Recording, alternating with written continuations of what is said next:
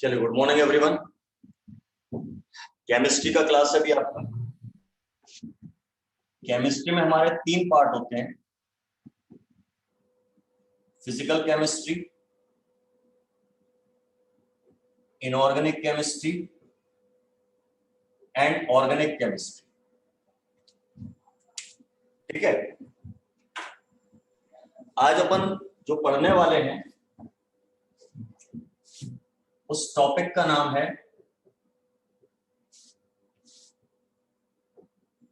Introduction to chemistry. मतलब chemistry के बारे में बेसिक इंफॉर्मेशन जो आपकी यहां पर भी काम आएगी, थोड़ी बहुत यहां पर भी काम आएगी, यहां पर भी काम आएगी। ठीक है ना, इंट्रोडक्शन। बल्कि नाम भले इंट्रोडक्शन टू केमिस्ट्री है, पर इसमें थोड़ी बहुत जानकारी फिजिक्स की भी रहेगी, थोड़ी बहुत जानकारी मैथमेटिक्स की भी रहेगी। मतलब केमिस्ट्री में जो मैथमेटिक्स यूज होगा वो भी तो पढ़ाना पड़ेगा ना, न्यूमेरिकल्स तो आते हैं। वो बेसिक बातें इसके अंदर अपन करेंगे, इंट्रोडक्शन टू केमिस्ट्री जब।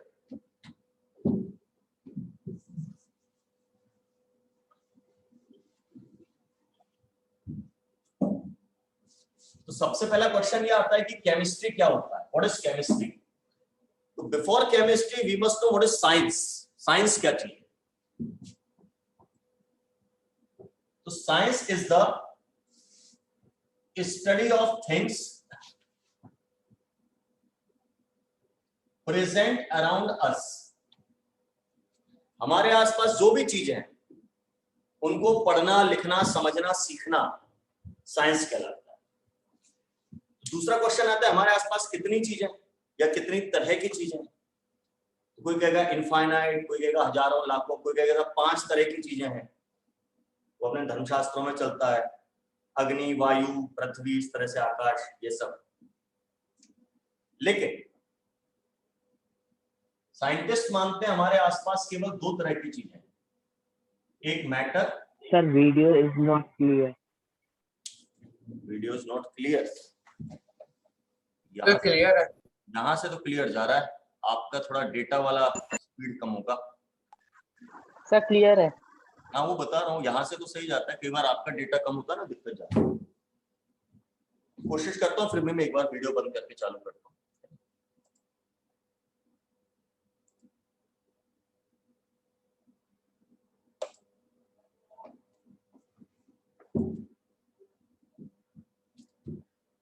तो मैंने कहा हमारे आसपास 2 ही तरह की चीजें मानते हैं साइंटिस्ट, एक मैटर और दूसरा एनर्जी। तीसरी कोई चीज नहीं, बस 2 ही चीज। What is matter? Matter is the thing which has मास। ऐसी कोई भी चीज जिसमें वजन होता है, मास होता है, उसको हम मैटर कहते हैं। एंड ऑक्यूपाइज स्पेस, और वो क्या करे, जगह घेरे, तो उसे अपन मैटर कहते हैं। एनर्जी क्या होती है?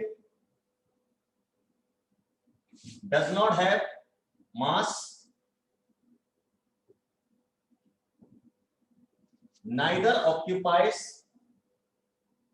स्पेस, जगह भी नहीं घेरता और उसमें मास भी नहीं होता, वजन भी नहीं होता, तो उसको अपन कहते हैं ये एनर्जी। जैसे इस स्केच में मास है कुछ ना कुछ, और ये जगह भी घेरेगा, तो ये हमारा क्या है, मैटर। एयर, हवा, हवा में भी मास होता है एयर में। आप जानते हैं एयर में नाइट्रोजन होती है, ऑक्सीजन होती है, और भी गैसेस होती हैं।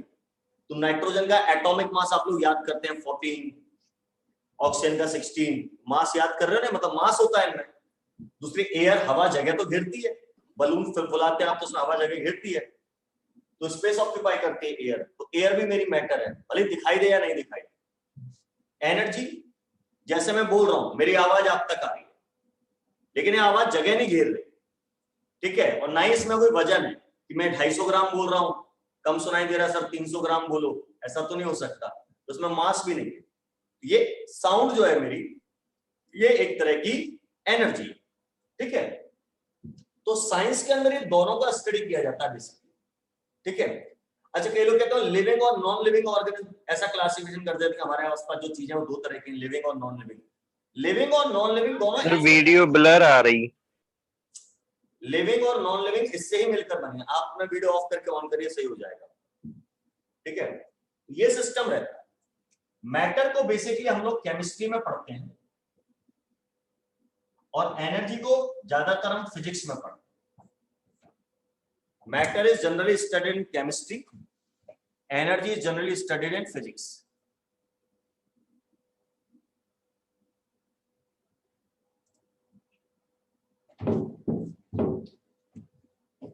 ऐसा सिस्टम चलता है। तो केमिस्ट्री में आप ज्यादातर मैटर की स्टडी करेंगे, फिजिक्स में ज्यादातर एनर्जी की स्टडी करेंगे। अच्छा, थोड़ा बहुत मिक्सिंग रहेगी। केमिस्ट्री में आप एनर्जी के बारे में भी पढ़ेंगे थोड़ा बहुत, ऐसे ही फिजिक्स में आप थोड़ा बहुत मैटर के बारे में भी पढ़ेंगे, और मेन पार्ट ये रहेगा। ठीक है, जो थोड़ा साइंस के पार्ट में मैंने क्लियर किया, अब अपने को केमिस्ट्री में मैटर के बारे में पढ़ना है, तो अपन उससे ही बात शुरू करेंगे। ठीक है,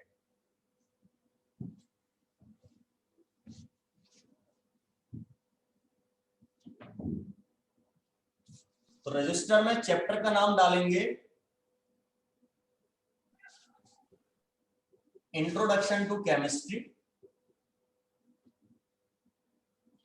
और उसमें सबसे पहले साइड में हेडिंग डालेंगे matter.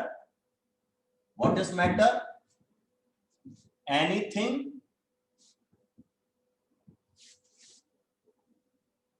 which occupies space and has mass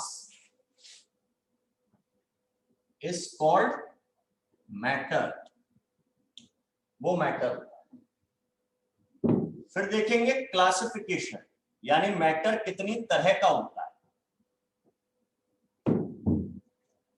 तो बेसिकली मैटर दो टाइप का माना जाता है, एक प्योर मैटर और एक मिक्सचर। एक प्योर मैटर और एक मिक्सचर। मिक्सचर फिर से दो तरह के होते हैं,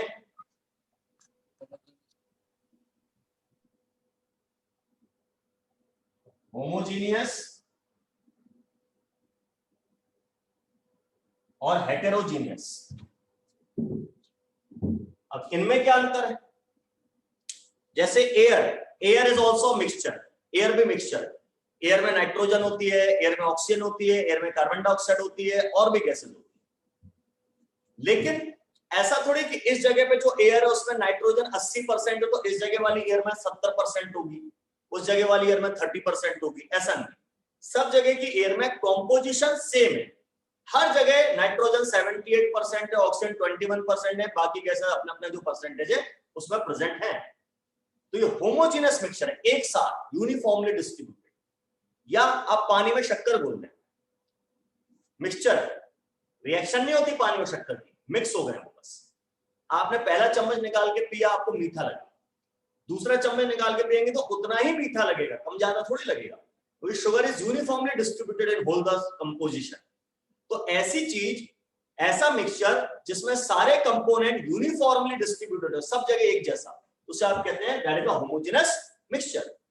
लेकिन आप दाल चावल मिलाकर खाते हैं, वो भी होमोजेनस है, उसमें हर बाइट में, हर ग्रास में, हर कौर में बराबर दाल और चावल के दाने थोड़ी आते हैं, कहीं दाल ज्यादा है, कहीं चावल ज्यादा है, तो वो हेटेरोजीनस मिक्सचर है इस तरह का। ठीक है, तो ये दो तरह के मिक्सचर। प्योर सब्सटेंस, ये हमारे काम की चीज। प्योर सब्सटेंस दो तरह के होते हैं, एक एलिमेंट और दूसरे कंपाउंड। अच्छा, मैटर मतलब सब्सटेंस, कई जगह सब्सटेंस भी लिख देते हैं मैटर। तो एलिमेंट और कंपाउंड दो तरह का प्योर मैटर होता है, एलिमेंट और कंपाउंड। एलिमेंट फिर से तीन तरह के हो सकते हैं, मेटल, मेटलॉइड्स और non metal. Metal, metalloid, non metal. Metalloid को सेमी मेटल भी कहते हैं, मतलब ये मेटल और नॉन मेटल दोनों की प्रॉपर्टी रखते हैं, दोनों का mixture. Compounds are divided into two categories, organic compounds and inorganic compounds. ऐसा सिस्टम। तो इन सब के बारे में अपने को केमिस्ट्री में पढ़ना है बेसिकली। थोड़ा बहुत मिक्सचर की जानकारी भी लेंगे, पर बेसिकली ये सारे पढ़ने, मेटल्स पढ़नी है, नॉन मेटल्स पढ़नी है, मेटलॉइड्स पढ़ने हैं, ऑर्गेनिक कंपाउंड पढ़ने हैं और इनऑर्गेनिक कंपाउंड पढ़ने हैं। क्या होते हैं, कैसे बनते हैं, कहां प्रेजेंट होते हैं, इनकी क्या फिजिकल प्रॉपर्टीज होती हैं। फिजिकल प्रॉपर्टीज मतलब मेल्टिंग पॉइंट, बॉइलिंग पॉइंट, ये चीजें, डेंसिटी, ये सब फिजिकल प्रॉपर्टीज। क्या केमिकल प्रॉपर्टीज होती हैं, मतलब किससे रिएक्शन करके क्या बनाते हैं, किससे रिएक्शन करते हैं, किससे नहीं करते हैं। All this is studied in chemistry, ये सब अपन पढ़ते हैं।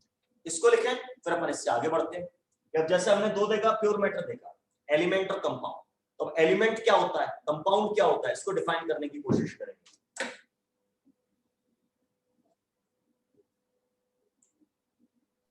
सर ये कंपाउंड में क्या लिखा है? कंपाउंड के नीचे ऑर्गेनिक, इनऑर्गेनिक।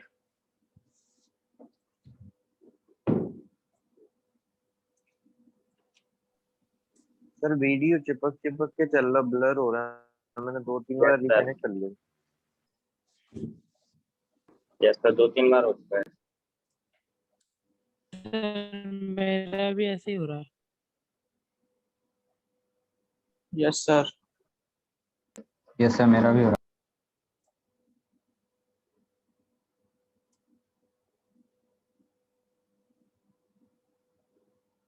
अब देखिए, यस सर, अब ठीक। ठीक है, वीडियो ही नहीं आया। आ गया।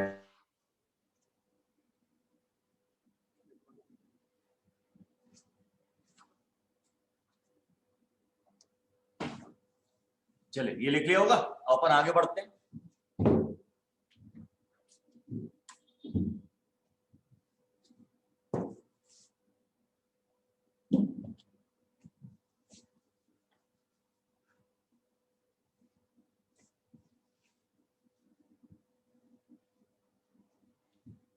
अब हमें एलिमेंट और कंपाउंड को समझना है। क्या होते हैं एलिमेंट और कंपाउंड।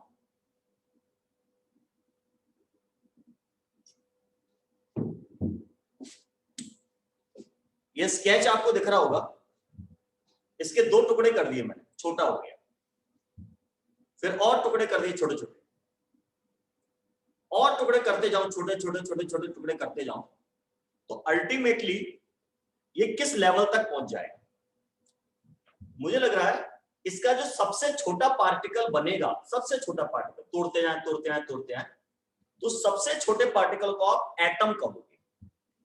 एटम, क्योंकि ये जिन पार्टिकल से मिलकर बना। अच्छा, मैंने कहा दुनिया में दो ही चीजें होती है, मैटर और एनर्जी। तो मैटर हमेशा पार्टिकल से मिलकर बनता है, छोटे छोटे पार्टिकल्स, और एनर्जी वेव्स से मिलकर बनती है।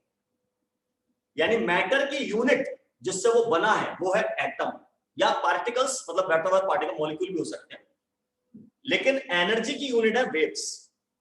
मैटर की यूनिट पार्टिकल्स, एनर्जी की यूनिट वेव्स, ये दिमाग में आपको रखना है। तो एलिमेंट छोटे छोटे पार्टिकल्स से मिलकर बना है। अगर वो पार्टिकल एक जैसे, उन पार्टिकल्स को अपन एटम कह रहे हैं, तो मैटर जो एक जैसे पार्टिकल से मिलकर बना होता है उसको अपन एलिमेंट कहते हैं। Element, it is the matter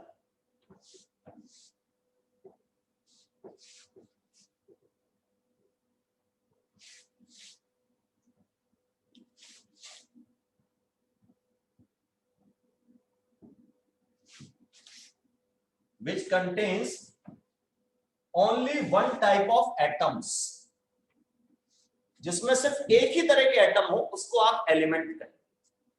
for example, ये आयरन का एक एटम है, उससे एक और एटम जुड़ा आयरन का, एक और जुड़ा, ऐसे हजारों लाखों आयरन के एटम मान लीजिए आपस में जुड़ रहे हैं।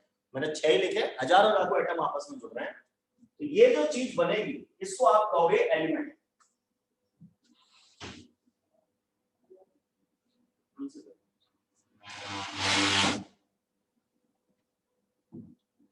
उनको आप कहोगे एलिमेंट।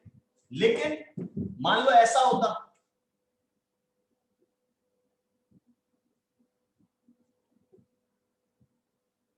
कोई और चीज है, कोई और मैटर है जिसमें नहीं, ये Na एटम, फिर Cl एटम, फिर Na एटम, फिर Cl एटम, फिर Na एटम, फिर Cl एटम। अब है तो ये भी मैटर, लेकिन ये दो अलग अलग तरह के एटम से मिलकर बना है, तो ये मेरा अब एलिमेंट नहीं है, this is not an element. Element which is formed by same type of element, sorry same type of atoms. अगर सब Na होते तो ये चीज एलिमेंट कहलाती, ठीक है। तो एक ही तरह के एटम से मिलकर बनी हो कोई चीज तो उसे आप एलिमेंट कहते हैं।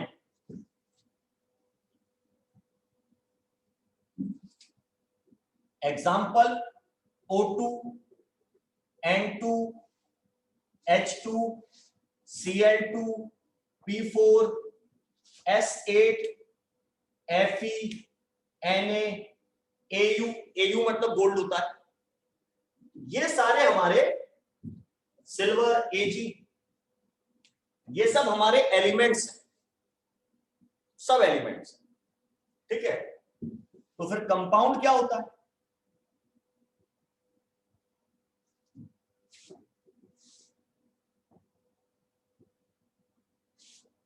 It is the matter which contains more than one very good, more than one type of atoms, एक से ज्यादा तरह के एटम्स हो जिसमें उसको आप कंपाउंड कहते हैं। Example CO2, H2O, KMnO4, CH4, HNO3, ये सब हमारे कंपाउंड्स हैं। हजारों हो सकते हैं, लाखों हो सकते हैं, ठीक है ना। ये हमारे कंपाउंड्स हैं। इसमें दो तरह के एटम है, कार्बन और ऑक्सीजन। इसमें भी दो तरह के हाइड्रोजन ऑक्सीजन। इसमें तीन तरह के, पोटेशियम, मैग्नीज, ऑक्सीजन। इसमें दो तरह के कार्बन, हाइड्रोजन। इसमें तीन तरह के हाइड्रोजन, नाइट्रोजन, ऑक्सीजन। तो कई तरह के एटम्स हैं, तो ये हमारे कंपाउंड्स कहलाते हैं, ठीक है।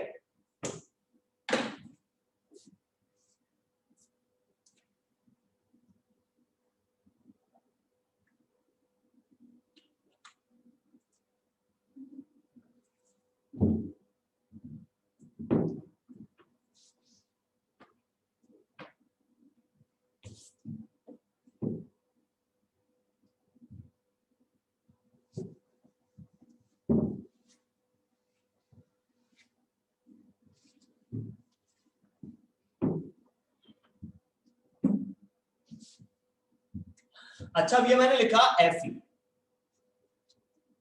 अब एक और चीज बता रहे हैं, एटम वर्ड तो अपन ने सुना हुआ है, एक और वर्ड सुना होगा आप लोगों ने, molecule. Molecule The group of atom. हाँ, ग्रुप ऑफ एटम्स। ये एटम है कि मॉलिक्यूल है? atom एटम atom ये मॉलिक्यूल molecule मॉलिक्यूल है, एटम एटम है। molecule है सर molecule O2 लिखा है, O2 लिखा है मतलब दो ऑक्सीजन के एटम आपस में जुड़े। अभी आप लोगों ने बोला एटम्स का ग्रुप, एटम्स के जुड़ने से ग्रुप बनता है, उसे आप कहते हैं मॉलिक्यूल। तो भैया ये मॉलिक्यूल ही है, ये एटम नहीं है। मैंने ये कब कहा कि मॉलिक्यूल में एक ही एटम, मतलब मॉलिक्यूल जो होता है उसमें अलग अलग एटम होना चाहिए, ऐसा कब बोला मैं? इसलिए मैं बता रहा हूं कि हम एलिमेंट और कंपाउंड में कंफ्यूज होते हैं। हम सोचते हैं एलिमेंट का एटम होता है, कंपाउंड का मॉलिक्यूल होता है, ऐसा नहीं है। मॉलिक्यूल दो तरह के होते हैं, molecule of element and molecule of compound. दो तरह के मॉलिक्यूल होते हैं। एटम एक ही चीज का होता है, एटम केवल एलिमेंट के हो सकते हैं, एटम कंपाउंड के नहीं हो सकते, एटम कंपाउंड के नहीं हो सकते, केवल एलिमेंट के हो सकते हैं, ओनली ऑफ एलिमेंट्स। मॉलिक्यूल दो तरह का हो सकता है, एलिमेंट का मॉलिक्यूल, कंपाउंड का मॉलिक्यूल। अब जैसे O2, N2, P4, S8, H2, Cl2, जिनमें एक जैसे एटम जुड़े हैं, केवल जिसमें केवल एक जैसे एटम जुड़े हैं, उनको आप मॉलिक्यूल ऑफ एलिमेंट कहेंगे। और जिसमें अलग अलग तरह के एटम जुड़े हैं, CO2, H2SO4, HNO3, KClO3, ये सब हमारे मॉलिक्यूल ऑफ कंपाउंड है, ये अपने को दिमाग में रखना, ठीक है। तो इस बात को अच्छे से लिख लेते हैं, समझा तो दिया मैंने।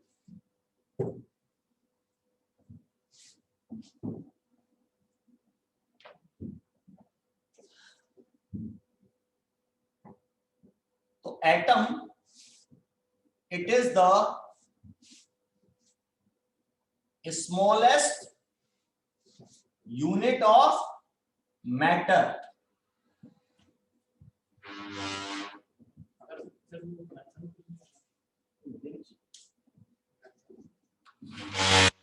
It is the smallest unit of matter. ये मैटर की स्मॉलेस्ट यूनिट है। अच्छा, अब देखना मैं मॉलिक्यूल की डेफिनेशन क्या लिख रहा हूं, थोड़ा गैप छोड़ के लिख रहा हूं, अभी आप लोग मत लिखना। इसकी डेफिनेशन में लिख रहा हूं, it is the smallest unit of matter. अब ये क्या नाटक है भाई, ये भी स्मॉलेस्ट यूनिट ऑफ मैटर, ये भी स्मॉलेस्ट यूनिट ऑफ मैटर, तो डिफरेंस क्या रहा ये हमें पता होना चाहिए। एटम भी स्मॉलेस्ट यूनिट ऑफ मैटर है, मॉलिक्यूल भी स्मॉलेस्ट यूनिट ऑफ मैटर है, लेकिन एक अंतर है, it is the smallest unit of matter which cannot exist in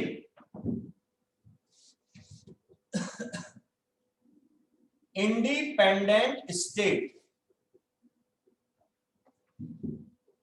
ये ऐसी स्मॉलेस्ट यूनिट है जो इंडिपेंडेंट स्टेट में एग्जिस्ट नहीं कर सकती।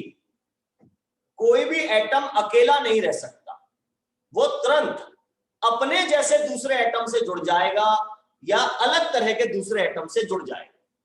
मतलब अकेला O एग्जिस्ट नहीं कर सकता दुनिया, वो तुरंत दूसरे O से जुड़कर O2 बना लेगा, या कार्बन से जुड़कर CO बना लेगा, या हाइड्रोजन से जुड़कर H2O बना लेगा।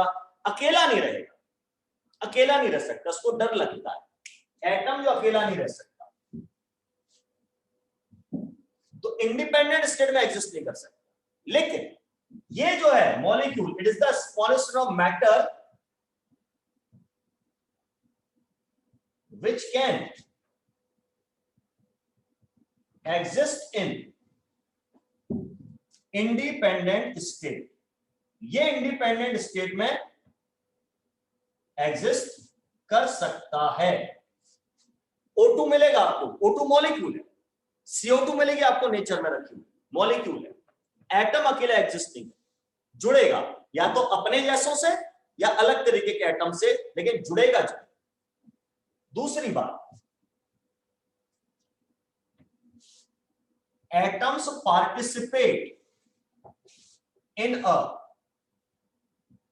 केमिकल रिएक्शन, RXN मतलब रिएक्शन, डायरेक्टली। एटम किसी केमिकल रिएक्शन में डायरेक्टली पार्टिसिपेट करते हैं। Molecules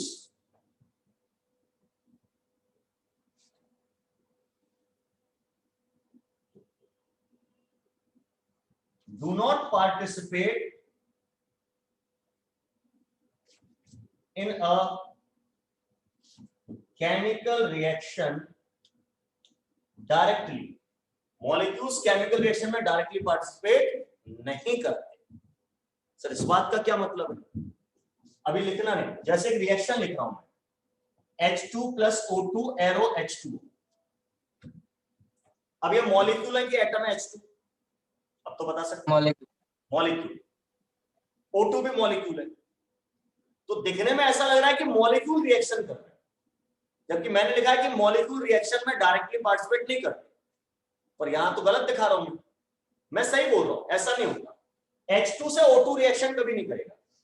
पहले जो H2 है, हाइड्रोजन हाइड्रोजन बॉन्ड बना के H2 बना है, ये टूटेगा, H के एटम बनेंगे, ऐसे ऑक्सीजन ऑक्सीजन बॉन्ड टूट के O के एटम बनेंगे, फिर एक ऑक्सीजन के एटम से 2 हाइड्रोजन जुड़ेंगे, ऐसा होगा।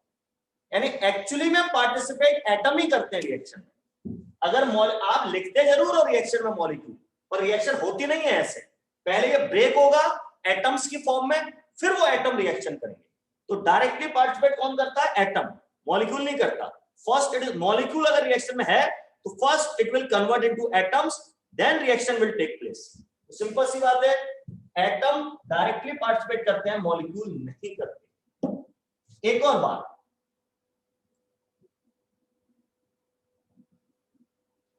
Atom is smallest unit of element. Atom जो है एलिमेंट की स्मॉलेस्ट यूनिट है। मॉलिक्यूल इज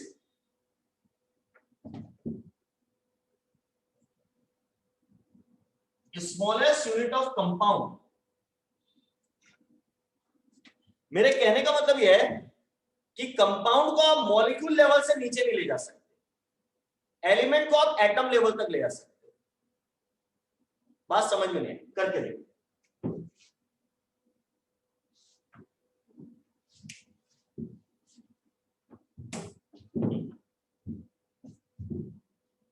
इस बोतल में पानी है काफी सारा, इस पानी को मैं कम करते जाऊं, मतलब छोटा करते जाऊं,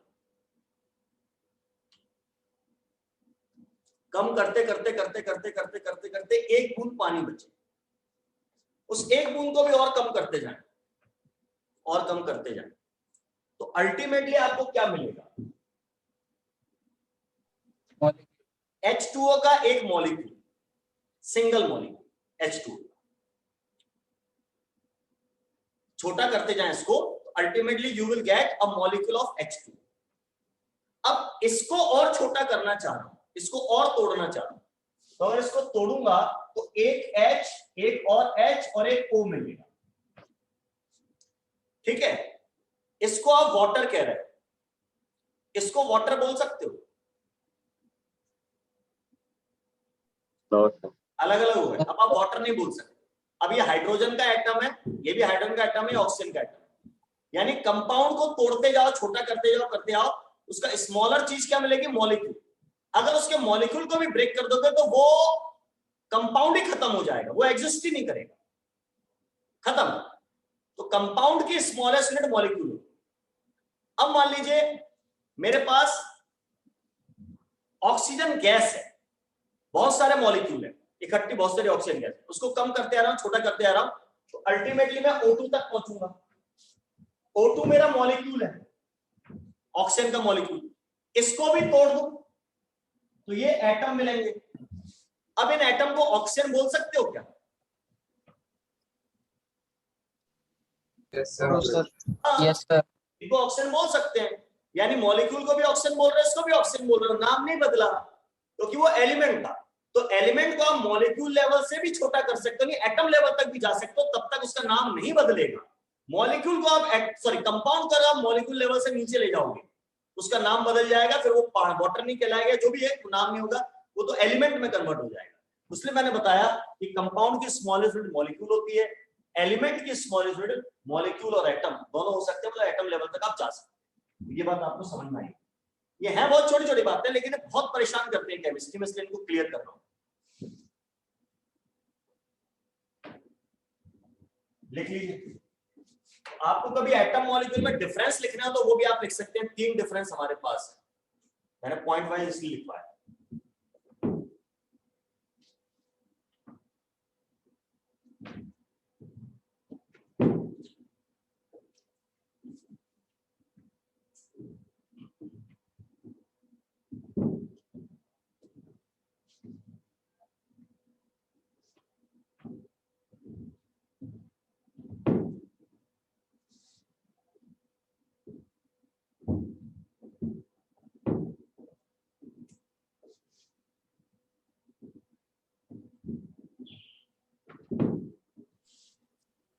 हो गया? चलिए तो आगे बढ़ते हैं।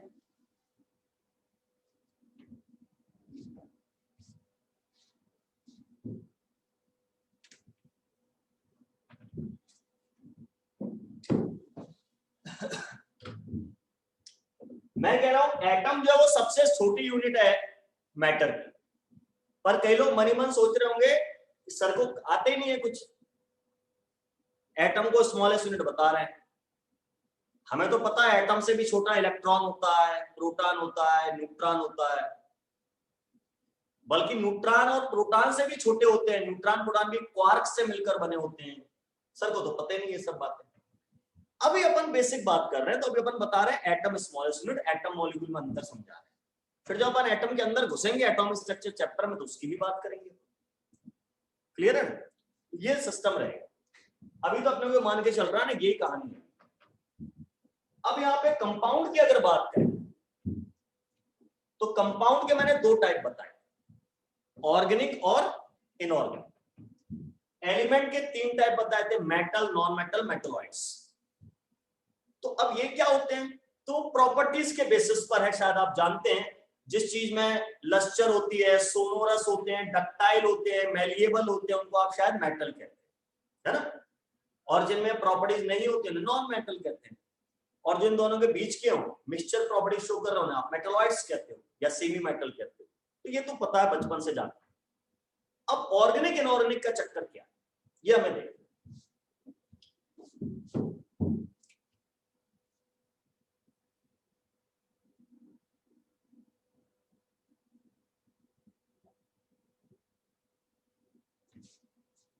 ऑर्गेनिक कंपाउंड्स क्या होते हैं,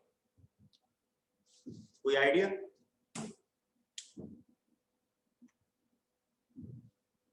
सर जो नेचर कार्बन, जो नेचर में होते हैं, जो कार्बन से बनते हैं,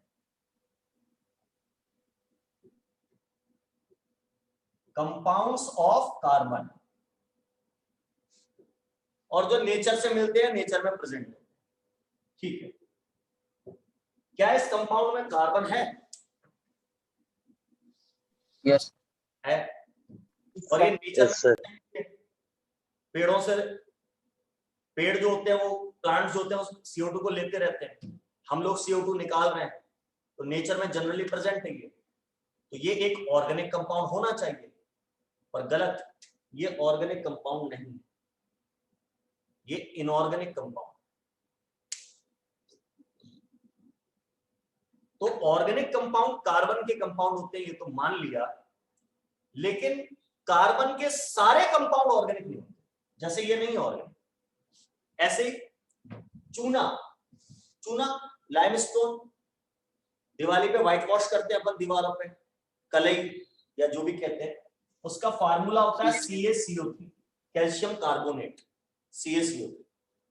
इसमें भी कार्बन प्रेजेंट है, लेकिन ये ऑर्गेनिक कंपाउंड नहीं है। तो फिर क्या मतलब है ऑर्गेनिक कंपाउंड? ऑर्गेनिक वर्ड को समझिए, ऑर्गन प्लस इक, ऑर्गन प्लस इक। ऑर्गन मतलब शरीर के अंग, बॉडी पार्ट्स। तो हार्ट है, लीवर है, किडनी है, हाथ है, पैर है, सिर है, ये हमारे बॉडी ऑर्गन्स हैं। तो पुराने जमाने में, आजकल नहीं, ये सब नाम पड़े हैं आज से 600 साल पहले, 700 साल पहले, और भी पुराने हो सकते हैं, जब ज्यादा साइंस के बारे में जानकारी नहीं थी। तो पुराने जमाने में कई सारी चीजें, कई सारे कंपाउंड ऐसे थे जिन्हें हम लेबोरेटरी में बना लेते थे। जैसे मुझे CO2 बनानी है, मेरा बड़ा आसान सा काम है, मैं कोई भी चीज जला दूंगा CO2 बन जाएगी। कोई भी चीज जलाए CO2 बनेगी, उसके अंदर कार्बन कंटेंट है। तो कोयला जला दिए, कुछ भी जला दीजिए, CO2 आपकी बनेगी।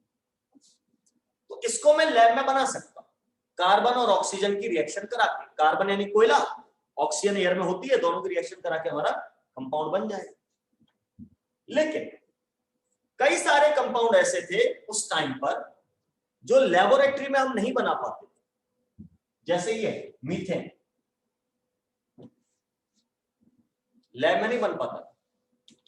जो मार्शी एरिया होते थे, दलदल, कीचड़ वाली जगह, वहां पर ये गैस अपने आप प्रोड्यूस होती रहती थी, प्लांट्स यानी पौधों के और एनिमल्स के सड़ने से, उनके प्यूट्रिफिकेशन से, उससे ये बनती रहती। नेचर में बन रही है, अपने आप बन रही है, हम नहीं बना सकते लैब में। हम सोचे कार्बन हाइड्रोजन की रिएक्शन करके ये बना ले, तो नहीं बन रही थी, कोई तरीका हमें पता नहीं था उस टाइम 600-700 साल पहले। आज तो पता है। तो ऐसे बहुत सारे कंपाउंड ऐसे थे जिन्हें निकालने के लिए, जिनको प्राप्त करने के लिए, ऑब्टेन करने के लिए आप प्लांट या एनिमल ऑर्गन्स का सहारा लेते थे। अब मुझे बनानी है मीथेन गैस, तो मैं पत्तों को सड़ा लूंगा लैब के अंदर, उससे बन जाएगी, लेकिन प्लांट से निकाली मैंने, रिएक्शन करके नहीं बनाई, ऑर्गन से निकाली प्लांट से। ऐसे ये एक कंपाउंड है, इसका नाम होता है फॉर्मिक एसिड। अब इसको कैसे बनाते थे साइंटिस्ट लोग, लैब में नहीं बनता था ये नहीं कि आप हाइड्रोजन ऑक्सीजन की रिएक्शन करा दो और कार्बन की तो बन जाएगा ना। रेड एंड यानी लाल चींटी, घर में सभी ने देखी होगी, वो लाल चींटियां पकड़ते थे साइंटिस्ट, उनको पानी में डाल के उबाल देते थे। तो रेड एंड को जब बॉईल करते थे, जो वेपर्स बनती थी उनमें ये भी होता था पानी के साथ साथ, क्योंकि लाल चींटियों में पाया जाता है। लाल चींटी, चींटा, ततैया, बर्र, बिच्छू, मधुमक्खी, इन सबके डंक में काट लेते हैं तो चुभन होती है ना, जलन होती है, वो यही चीज होती है, इसकी वजह से होती है। ये हमारे बॉडी के लिए एलर्जन है इसलिए। तो लाल चींटियों में पाया जाता है, इतना मधुमक्खियों में पाया जाता है बाद में पता चला, लाल चींटी में पाया जाता था। तो लाल चींटी को उबाल के उनसे निकालते थे। अब लाल चींटी को ग्रीक लैंग्वेज में कहते हैं फॉर्मिका। जैसे आजकल दुनिया में इंग्लिश चलती है, पहले ग्रीक और लैटिन लैंग्वेज चलती थी, उसी में सारा साइंस होता था, थोड़ा बहुत फ्रेंच में, थोड़ा बहुत जर्मन में। तो लाल चींटी को ग्रीक लैंग्वेज में फॉर्मिका कहते हैं। तो फॉर्मिका से निकाला गया, इसलिए इसका नाम भी रख दिया फॉर्मिक एसिड। तो पहले ऐसे कंपाउंड थे जो हम प्लांट या एनिमल ऑर्गन से निकालते थे, कई सारे कंपाउंड थे, नाम भी उन्हीं के बेसिस पर रख देते थे कहां से निकला। ऐसे कंपाउंड्स को बोला गया ऑर्गेनिक कंपाउंड। तो ऐसा नहीं है कि इनमें कार्बन होगा तो ही कहेंगे, या कार्बन के सारे कंपाउंड। हाँ, लेकिन एक चीज पक्की है कि अगर कोई ऑर्गेनिक कंपाउंड है तो उसके अंदर कार्बन जरूर होगा। तो compounds of carbon which were not prepared in lab, which were not prepared in lab, instead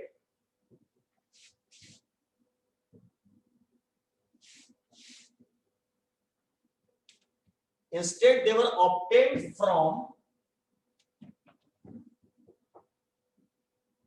plant and animal organs. Organ से निकले हैं इसलिए organic, plant and animal organs.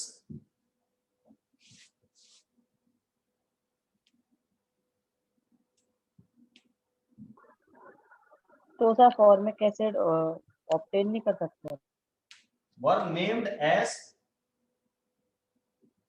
Organic compounds. हाँ, क्या कह रहे थे मित्र, फॉर्मिक एसिड क्या नहीं करता? Sir we can not obtain formic acid in laboratory. नहीं, बिल्कुल बना सकते। लो ये बना दिए। कार्बन मोनोऑक्साइड लीजिए, NaOH लीजिए, दोनों की रिएक्शन से HCOO Na बनेगा, उसकी हाइड्रोलाइसिस करा दीजिए पानी से रिएक्शन एसिड की प्रेजेंस में, HCOOH प्लस NaCl बन जाएगा। लो बना दिए। बना सकते हैं ना, क्यों नहीं बना सकते? मीथेन भी बना सकते, मीथेन भी बना सकते, लेकिन ये ऑर्गेनिक कंपाउंड है क्या फिर? लेकिन ये तब भी ऑर्गेनिक कंपाउंड है। हाँ, तो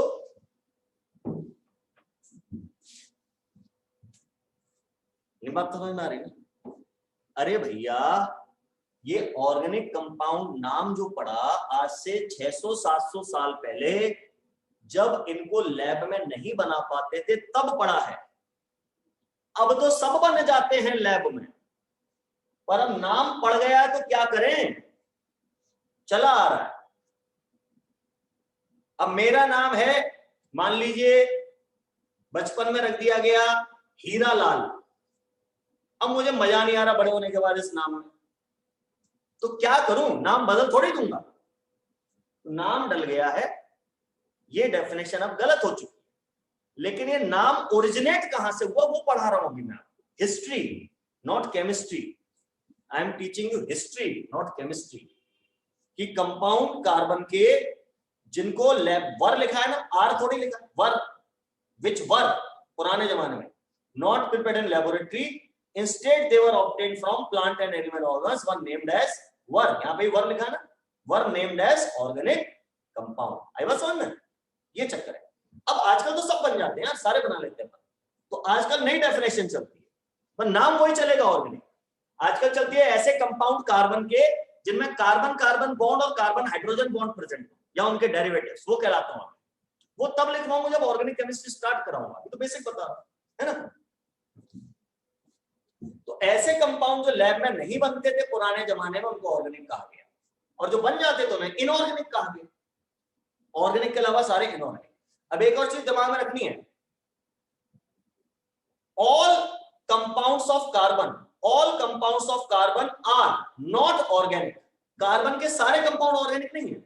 all compounds of carbon are not organic, but all organic compounds essentially contain carbon. बात है समझ में? कार्बन के सारे कंपाउंड ऑर्गेनिक नहीं है, लेकिन अगर कोई ऑर्गेनिक कंपाउंड है तो उसमें कार्बन जरूर होगी। ये बात दिमाग में आपको रखना। क्लियर? लिख लें।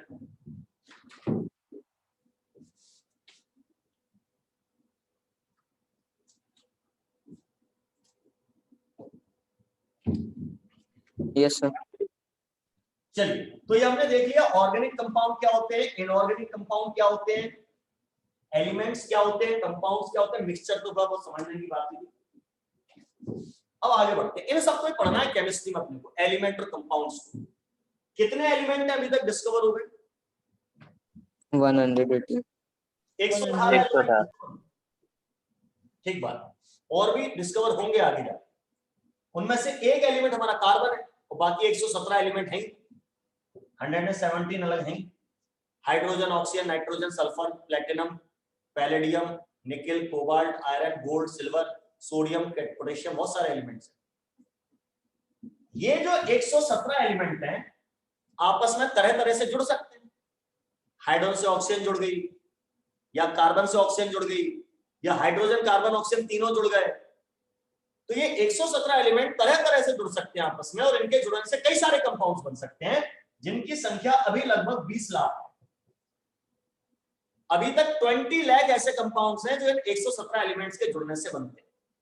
इन 20 लाख कंपाउंड्स को हम इनऑर्गेनिक कहते हैं। ठीक है, 117 लोग जुड़कर 20 लाख कंपाउंड बनाते हैं, लेकिन अकेला carbon more than 80 lakh compounds बनाता है। अकेला कार्बन 80 लाख से भी ज्यादा कंपाउंड बनाता है, जिनमें से ज्यादातर ऑर्गेनिक है, 2-4-5 हजार हमारे इनऑर्गेनिक। समझे? तो ऑर्गेनिक कंपाउंड बहुत सारे हैं। अकेला 80 लाख बना रहा है, 117 मिलकर जो काम कर पा रहा है उससे 4 गुना ही अकेला कर रहा है। इसलिए ऑर्गेनिक कंपाउंड को पढ़ने के लिए केमिस्ट्री की ब्रांच ही अलग कर दी गई। तो इसलिए मैंने स्टार्टिंग में लिखा था केमिस्ट्री में 3 ब्रांच होती है, physical, inorganic, organic. Inorganic chemistry में आप कार्बन के अलावा जो एलिमेंट है उनके कंपाउंड्स पढ़ते हैं, और इवन एलिमेंट्स को भी पढ़ते हैं। ऑर्गेनिक में केवल आप, ऑर्गेनिक केमिस्ट्री में आप केवल ऑर्गेनिक कंपाउंड्स को पढ़ते हैं, मतलब कार्बन के ऐसे कंपाउंड जो ऑर्गेनिक है, लगभग 80 लाख के आसपास, जो उनकी चर्चा करें। तो आप कहेंगे सर इनऑर्गेनिक आपने पढ़ लिया इनऑर्गेनिक केमिस्ट्री में, ऑर्गेनिक आपने पढ़ा दिया ऑर्गेनिक केमिस्ट्री में, तो फिजिकल केमिस्ट्री में आप क्या पढ़ाओगे?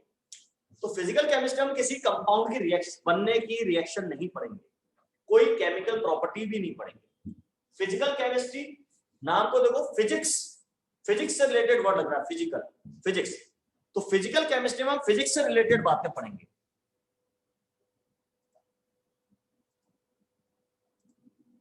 फिजिकल केमिस्ट्री में हम फिजिक्स से रिलेटेड बातें पढ़ेंगे।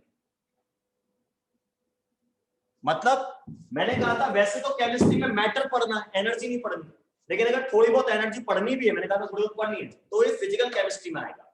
थर्मोडायनेमिक्स कहलाता है वो चैप्टर, कि किसी रिएक्शन में कितना हीट निकल रहा है, कितना एब्सॉर्ब हो रहा है, कितने टेम्परेचर पे होगी, कितने पे नहीं होगी, ये सब पढ़ना। काइनेटिक्स पढ़ेंगे, रिएक्शन फास्ट कब चलती है, स्लो कब चलती है, फिजिकल केमिस्ट्री में। सॉलिड स्टेट्स की स्ट्रक्चर कैसी होती है, गैसेस कैसी होती हैं, प्रॉपर्टीज गैसेस की, सॉलिड्स की, सॉल्यूशंस की, एटम की स्ट्रक्चर, एटम अंदर से देखने में कैसा होता है, ये सब। किससे रिएक्शन करके क्या बनता है ये नहीं पढ़ेंगे फिजिकल केमिस्ट्री। रिएक्शन के दौरान लगने वाले रूल्स रेगुलेशन कायदे कानून पढ़े, ये फिजिकल केमिस्ट्री का पार्ट है। ठीक है, अब मित्र ने पूछा हम कैसे आइडेंटिफाई करेंगे कि कंपाउंड ऑर्गेनिक है या नहीं।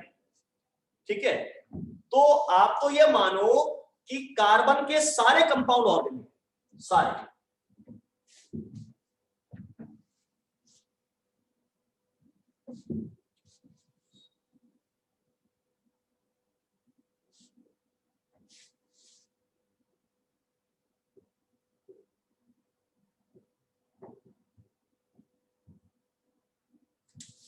कुछ को छोड़िए, अब वो कुछ कौन कौन से हैं?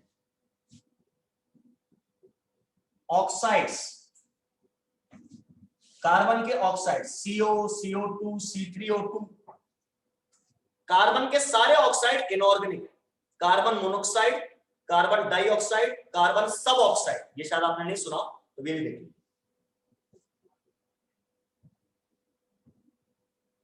कार्बोनेट्स एंड बाइकार्बोनेट्स, कार्बोनेट जिनमें CO3 आ रहा हो, बाइकार्बोनेट जिनमें HCO3 आ रहा हो, जैसे Na2CO3 ये कार्बोनेट, NaHCO3 ये बाइकार्बोनेट है, CaCO3, KHCO3, तो कार्बोनेट और बाइकार्बोनेट जितने हैं वो भी इनऑर्गेनिक है। फिर कार्बाइड्स,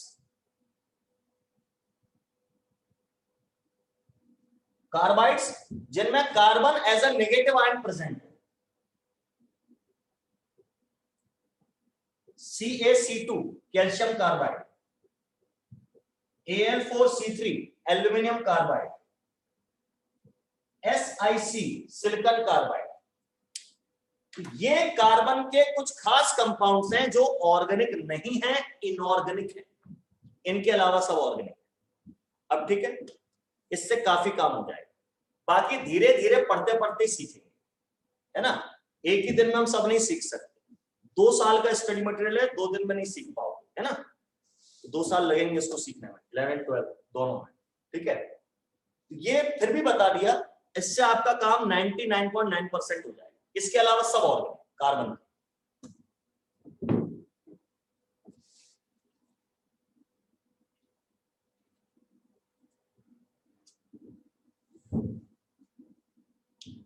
किसी ने पूछा है फिजिकल केमिस्ट्री का चैप्टर पढ़ा रहे हो सर कि इनऑर्गेनिक का कि ऑर्गेनिक का।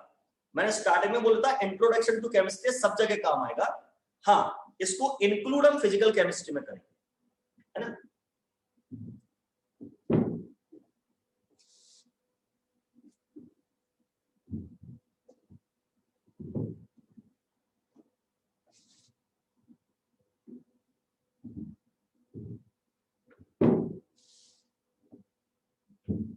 Yes, sir. सर वेट,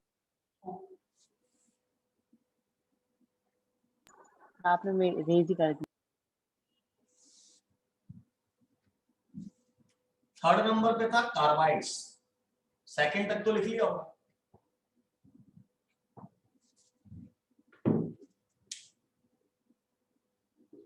ये कार्बोनेट बाई कार्बोनेट थे, अरे 2-4 लिख लो, सब लिखना ये भी थोड़ी।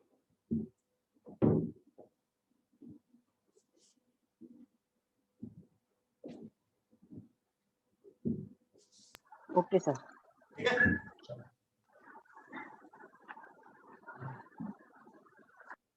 तो थोड़ा थोड़ा आइडिया हो यार पढ़ना क्या है हमें केमिस्ट्री में। तो अब एक काम करता हूँ, थोड़ी देर में आपको फिजिक्स पढ़ाता हूँ। फिजिक्स क्यों भैया, केमिस्ट्री में फिजिकल केमिस्ट्री में न्यूमेरिकल्स करो, वहां फिजिक्स की जरूरत पड़ेगी, मैथ्स की भी जरूरत पड़ेगी, थोड़ा मैथ भी पढ़ाएंगे। अब थोड़ी फिजिक्स की बातें करते हैं। फोर्स वर्ड सुना है? फोर्स, फोर्स पढ़ा है कभी? Yes sir. फिजिक्स में पढ़ाया जाता है, इस साल भी आएगा पढ़ने के लिए।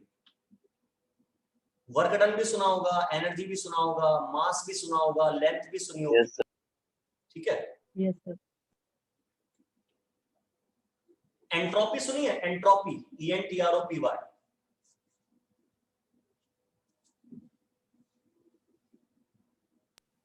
Yes sir. अच्छा अच्छा नो सर। अच्छा, चलो बताओ, ये फोर्स, वेलोसिटी, लेंथ, मास, एरिया, वॉल्यूम, ये सब जो मैं बोल रहा हूं, ये क्या चीजें हैं?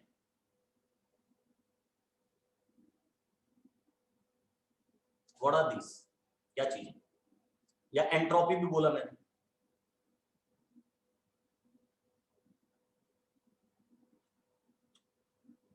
कुछ बताते नहीं तुम लोगों को 10th क्लास तक है, बेवकूफ बनाते रहते हैं साइंस के नाम।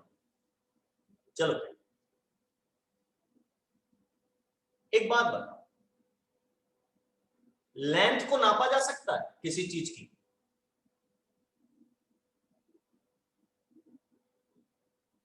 मैं बोलूं यस सर, नाप सकते। मैं बोलूं इस डस्टर की लेंथ बताओ, या नापी जा सकती है? तो नापी जा सकती है, ठीक है। मास, मेरा वजन कितना है, मास कितना है, नाप सकते हैं? हाँ, वेइंग मशीन में खड़ा हो जाऊंगा, नाप जाएगा, नाप सकते। एरिया नापा जा सकता है, फोर्स नापा जा सकता है, वेलोसिटी नापी जा सकती है, और जो एंट्रोपी वर्ड लिया था मैंने नाम, वो भी नापी जा सकती है, एंट्रोपी भी नापी जा सकती है। मैं कितना चालाक हूं, ये नाप सकते हो? No sir. मैं कितना शैतान हूं, ये नाप सकते हो? No no sir. सर। तो ये शैतानी और चालाकी, इनको आप नाप नहीं पा रहे हैं। तो दुनिया में बहुत सारी चीजें हैं जिनमें से कुछ ऐसी हैं जिनको आप नाप सकते हो, मेजरमेंट कर सकते हो, और कुछ ऐसे हैं जिनको आप नहीं नाप सकते, जैसे चालाकी, शैतानी, बुद्धिमानी, बेईमानी, इनको नहीं नाप सकते। कंपेयर कर सकते हैं कि ये बंदा इससे ज्यादा चालाक है या इससे कम चालाक है, ये वाली कंपेयर कर सकते हैं, नाप नहीं सकते। तो साइंटिस्ट लोगों ने ये बोला, दुनिया में ऐसी कोई भी चीज जिसे आप नाप सकते हैं, मेजरमेंट कर सकते हैं, और जिसका इस्तेमाल आप फिजिक्स के नियमों को, फिजिक्स के रूल्स को समझाने में करेंगे, उनको हम बोलेंगे फिजिकल क्वांटिटीज।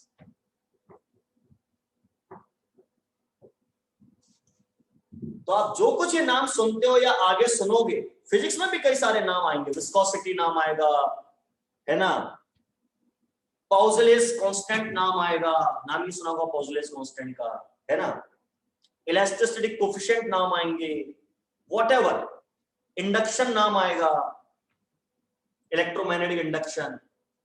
तो जो भी आप नाम सुनोगे अब आगे जाके फिजिक्स में, या अभी तक सुने होंगे, या केमिस्ट्री में सुनोगे, या अभी तक सुने होंगे, उनका ना, उनको कहा जाता है फिजिकल क्वांटिटीज, जिनको भी आप मेजरमेंट कर पा रहे हो, मेजर कर पा रहे हो, नाप कर पा रहे हो। वोल्टेज नाम सुना होगा, कैपेसिटेंस नाम नहीं सुना होगा, पर आएगा ये भी फिजिक्स में आगे जाके। तो ऐसी कोई भी चीज जिसको आप नाप सकते हैं दुनिया में, उसको कहते हैं physical quantity. Anything which can be measured and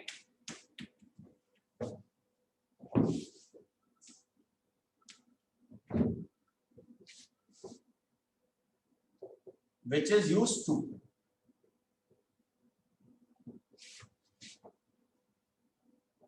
explain the laws of physics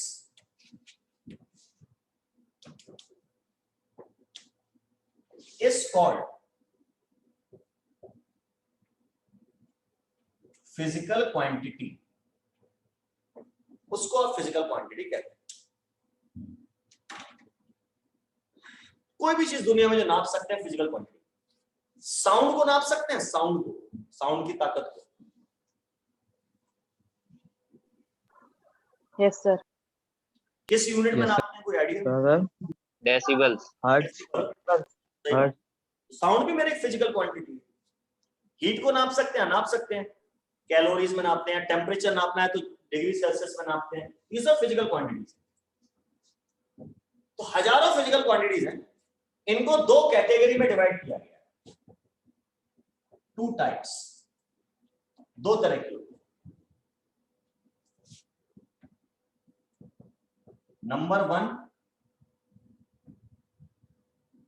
ये सब आपको फिजिक्स में भी काम आएगा, fundamental physical quantities.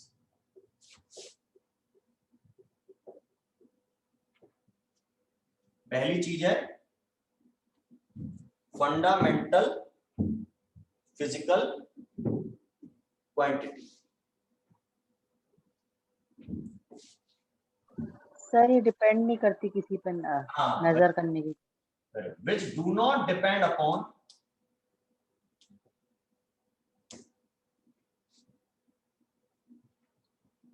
any other physical quantity। ऐसी फिजिकल क्वांटिटी जो किसी दूसरे पे डिपेंड न करे, इंडिविजुअल हो अपने में, उन्हें आप फंडामेंटल फिजिकल क्वांटिटीज कहते हैं। आप ऐसे दूसरे पे डिपेंड नहीं करेंगे, क्या मतलब है?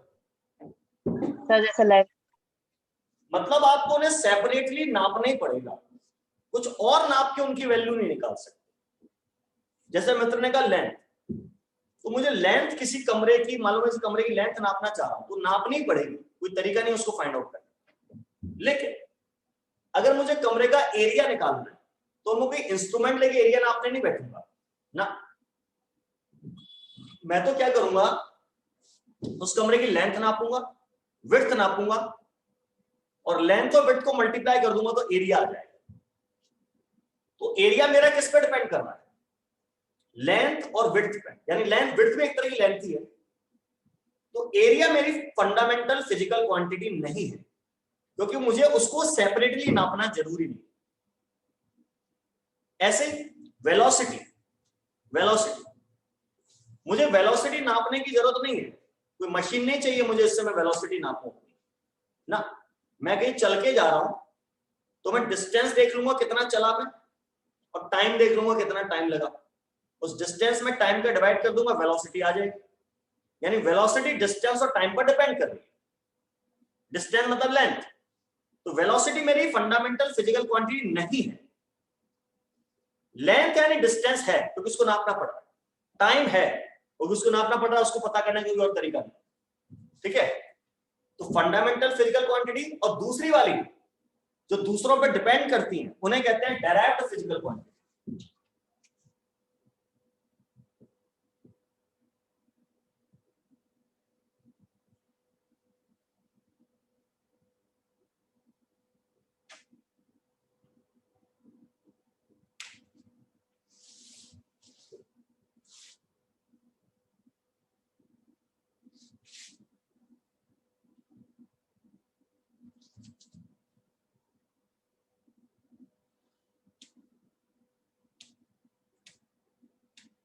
जो अदर फिजिकल क्वांटिटीज पे डिपेंड करते हैं उन्हें आप डायरेक्ट कहते हैं।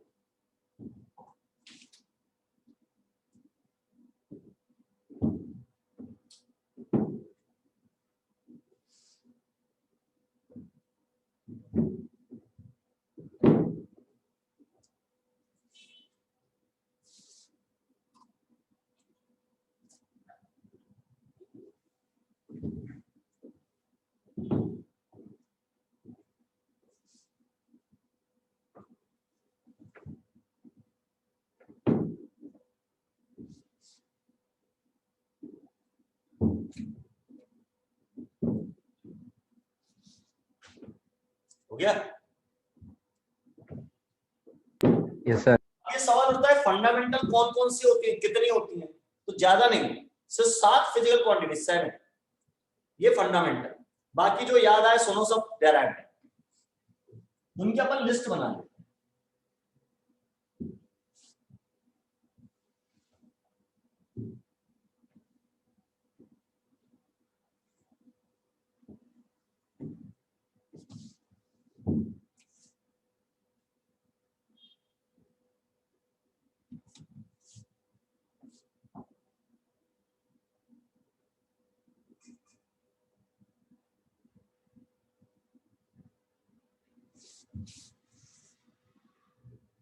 टेबल टाइप बना लेंगे अपन।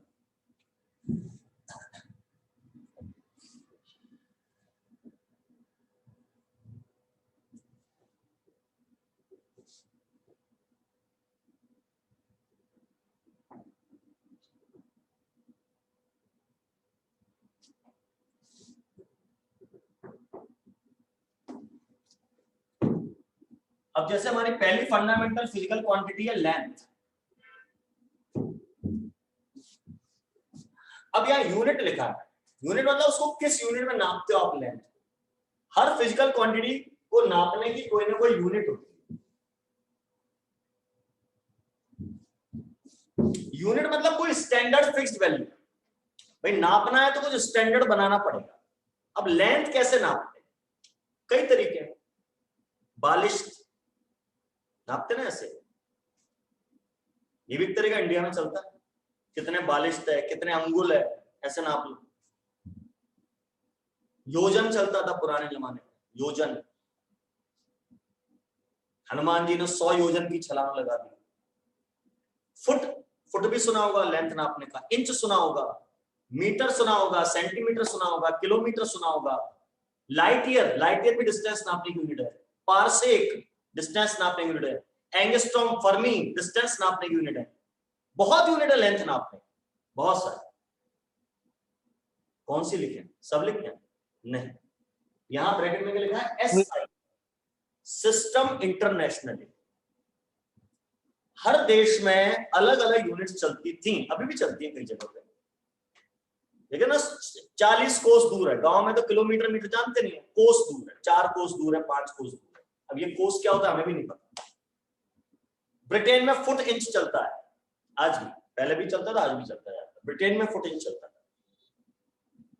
तो अलग अलग देशों में अलग अलग सिस्टम थे। तो बहुत सारे देशों के साइंटिस्ट मिलकर इकट्ठे हुए। उन्होंने कहा यार एक यूनिवर्सल सिस्टम बनाओ जो सब जगह चले। उस सिस्टम का नाम दिया गया SI, सिस्टम इंटरनेशनल। पेरिस के पास एक जगह सेविल है, वहां पे उनकी मीटिंग हुई, वहां इसका हेडक्वार्टर। तो वहां डिसाइड किया। तो यहां मैं आपको SI यूनिट बता रहा हूं केवल, बाकी और क्या यूनिट दी धीरे धीरे वो भी पढ़ेंगे। तो डिस्टेंस या लेंथ नापने की SI यूनिट होती है मीटर। अच्छा लेंथ बोल रहा हूं मैं, लेंथ का मतलब हाइट भी है, लेंथ का मतलब विड्थ भी है, लेंथ का मतलब डेप्थ भी है, लेंथ का मतलब डिस्टेंस भी है। ठीक है, इसकी यूनिट मीटर। मीटर का सिंबल स्मॉल m। ठीक है, दूसरा है मास। मास की SI यूनिट होती है kilogram. Symbol capital K small g, kg। फिर है टाइम। टाइम की SI यूनिट होती है सेकंड, सिंबल स्मॉल s। इसके बाद है ल्यूमिनस इंटेंसिटी। इसकी SI unit candela, CD। Luminous intensity मतलब चमक, रोशनी। फिर है करंट। करंट की SI unit ampere, capital A से दिखाते हैं। फिर है टेम्परेचर। टेम्परेचर की SI unit kelvin. Degree Celsius में नहीं, केल्विन में नापते हैं system international. Symbol capital K।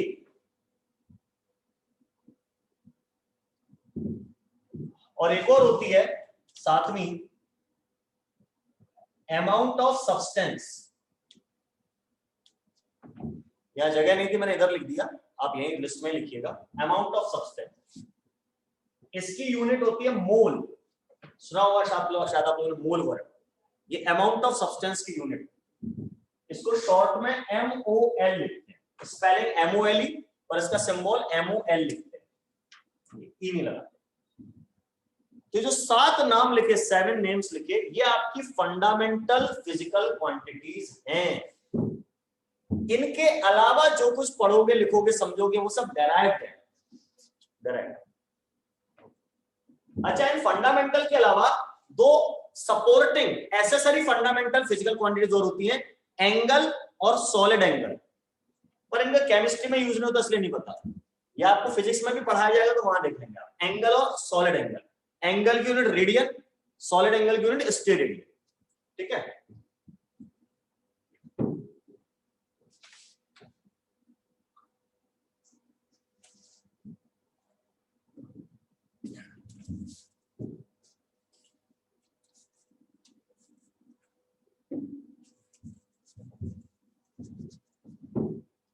लिख लो इनको।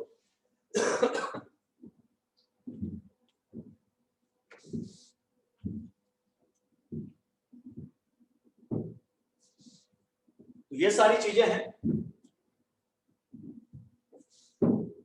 आज के लिए इतना ही है। और दो सिंपल बातें थी, फिर भी इनको घर पे एक बार रिवाइज करिए। खासतौर से ये नाम यूनिट्स के फंडामेंटल कम से कम ये याद कर लें, इनकी यूनिट्स याद कर लें। ऑल दो सिंपल एंड डिफिकल्ट नहीं है, धीरे धीरे फिर अपना डिफिकल्टी लेवल बढ़ेगा, तब तक आदत बनाए, ठीक है ना। तो अब करते हैं अगली मुलाकात। थोड़ा फिजिक्स पढ़ा है, अब नेक्स्ट क्लास में थोड़ा गणित पढ़ाएंगे, आपको मैथमेटिक्स पढ़ाएंगे। चैप्टर इंट्रोडक्शन टू केमिस्ट्री है ना, और इसमें फिजिक्स भी आएगी, मैथमेटिक्स भी आएगी। क्लियर। रजिस्टर आपके 3 बनेंगे, एक फिजिकल का, एक ऑर्गेनिक का और एक इनऑर्गेनिक का, ध्यान रखिएगा। 3 अलग अलग रजिस्टर बनाने आप। सर ये जी इसको सर फिजिकल वाले में लिखना है ना? हाँ हाँ बिल्कुल, फिजिकल के रजिस्टर में लिखना है, इंट्रोडक्शन टू केमिस्ट्री, ये फिजिकल में।